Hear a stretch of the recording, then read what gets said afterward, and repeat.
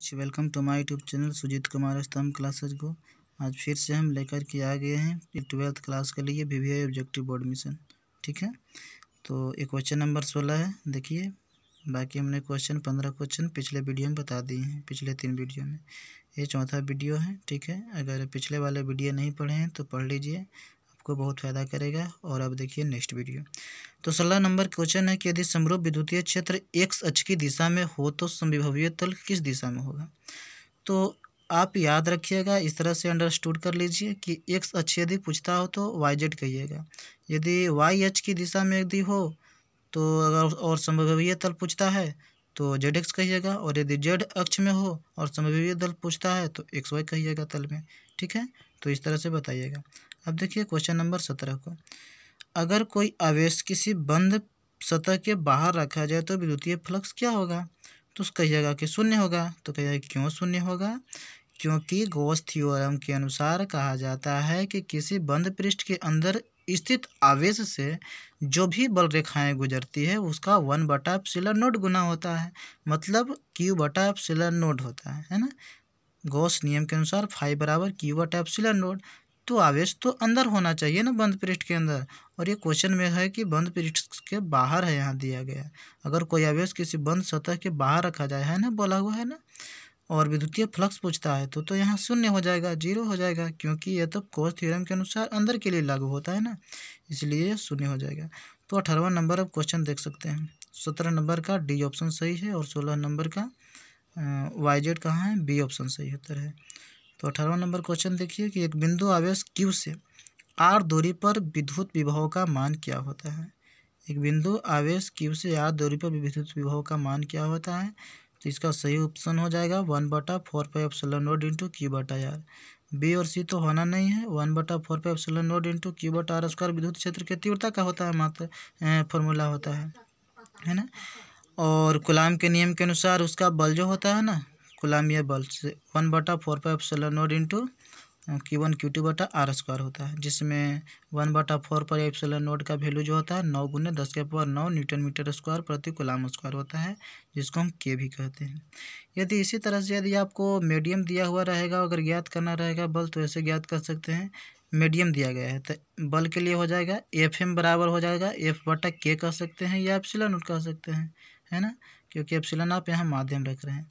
और यदि विद्युत क्षेत्र की तीव्रता यदि देखा जाए तो E बराबर हो जाए E मीडियम, मतलब EM बराबर E बटा आप K कह सकते हैं, और VM बराबर V/K कह सकते हैं। तो इस तरह से आप माध्यम डालकर बना सकते हैं शॉर्टकट में। ठीक है, बड़ा में सॉल्व करने की ज़रूरत नहीं है।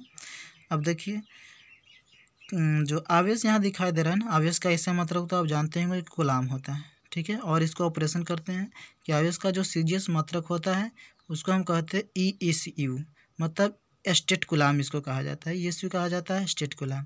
एक कूलाम में 3 × 10⁻9 स्टेट कूलाम होता है। एक कूलाम आवेश में 3 × 10⁻9 ESU होता है, मतलब स्टेट कूलाम होता है। याद रखिएगा कितना, एक कूलाम में 3 × 10⁻9 स्टेट कूलाम होता है। यह आवेश का CGS मात्रक है, और ऐसे ही मात्रक कूलाम होता है ना। अब देखिए, अब है 19वां नंबर क्वेश्चन है। ठीक, क्वेश्चन है 19वां नंबर। तो P आघूर्ण वाला एक विद्युत द्विध्रुव E तीव्रता वाले विद्युतीय क्षेत्र में रखा जाए तो उस पर लगने वाला टॉर्क क्या हो जाएगा।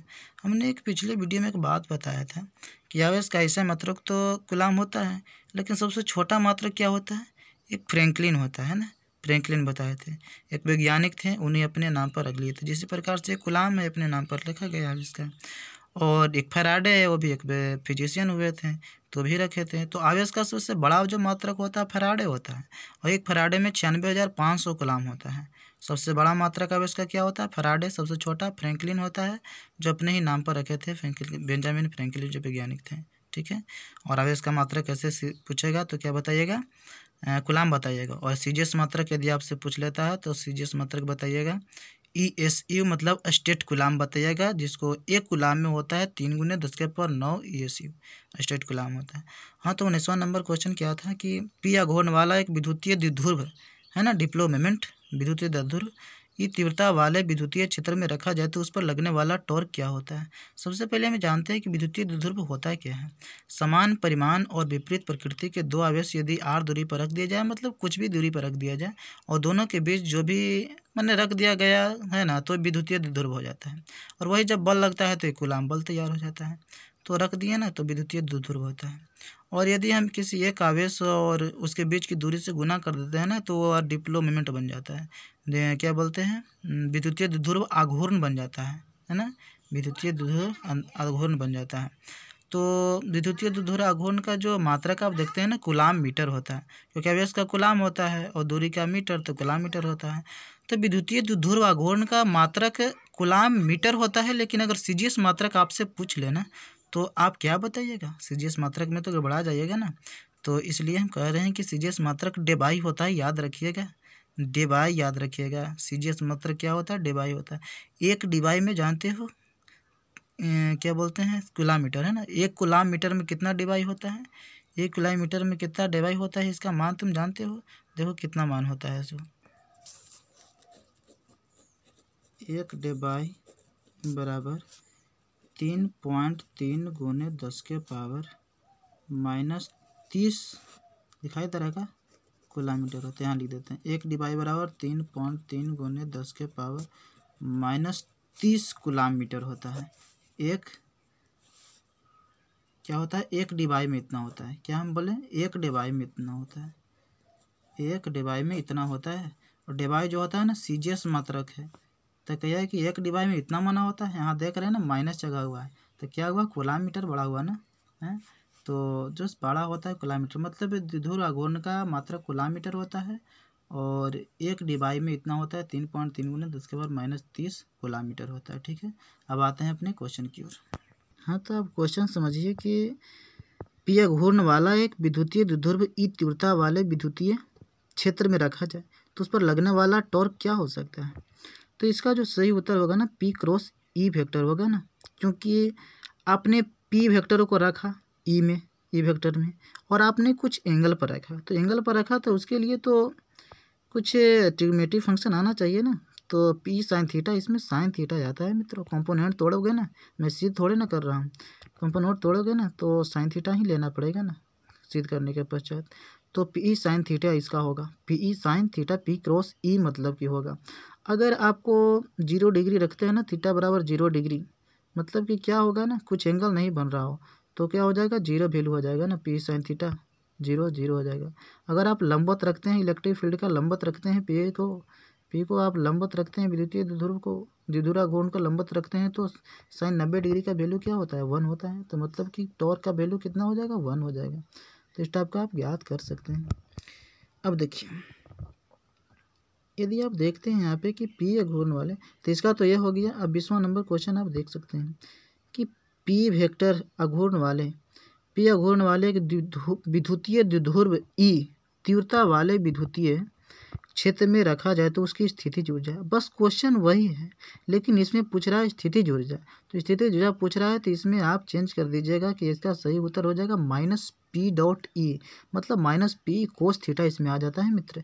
स्थितिज ऊर्जा ज्ञात करना है तो -P कोस थीटा आ जाता है। और 19वां नंबर में क्वेश्चन क्या था, उसमें टॉर्क ज्ञात करना था, बल आघूर्ण ज्ञात करना था, तो पी हो जाता है ना, पी क्रॉस ई हो जाता है, यानी पी साइन थीटा हो जाता है। तो बल आघूर्ण का सूत्र क्या होता है, बल आघूर्ण का सूत्र क्या होता है, मैं आपको कॉपी पर लिख के बता रहा हूँ, देखिए इधर। तो टॉर्क बराबर क्या होता है, पी वेक्टर क्रॉस ई होता है। तो आपको मात्रक चाहिए ना, तो द्विध्रुव आघूर्ण का मात्रक क्या होता है, कूलाम मीटर होता है। और ये विद्युत क्षेत्र की तीव्रता है ना, इसका मात्रक क्या होता है, न्यूटन प्रति कूलाम होता है। क्योंकि ई बराबर एफ बाई क्यू होता है, तो न्यूटन प्रति कूलाम होता है। तो कूलाम से कूलाम तो ख़त्म हो जाएगा, लेकिन ऊपर बचा क्या, मीटर और न्यूटन होता है। तो इसका ऐसा ही मात्रक जो हो जाएगा ना, न्यूटन मीटर हो जाएगा। इसका डायमेंशन फाइंड करने जाइएगा तो न्यूटन का जो डायमेंशन होता है ना, ML/T-2 होता है। कैसे होता है न्यूटन का, ए बराबर ए में होता है ना, बल का ऐसा मतलब न्यूटन होता है, तो हम बल बराबर लिख सकते हैं MA होता है। ये जो व्यंजक प्राप्त होता है न्यूटन के द्वितीय नियम से प्राप्त होता है, ए बराबर ए में प्राप्त होता है। तो मास मतलब किलोग्राम, तो इसको एम से डिनोट करते हैं। एक्सेलरेशन मतलब क्या होता है, त्वरण। त्वरण कैसे मतलब क्या होता है, त्वरण क्या होता है, मीटर प्रति सेकंड स्क्वायर। तो मतलब मीटर मतलब एल होता है, और प्रति सेकंड स्क्वायर मतलब कि हम ऊपर ले जाएंगे तो T-2 कर सकते हैं। तो ml T-2 हो जाएगा बल का, और मीटर क्या हो जाएगा, क्या एल हो जाएगा।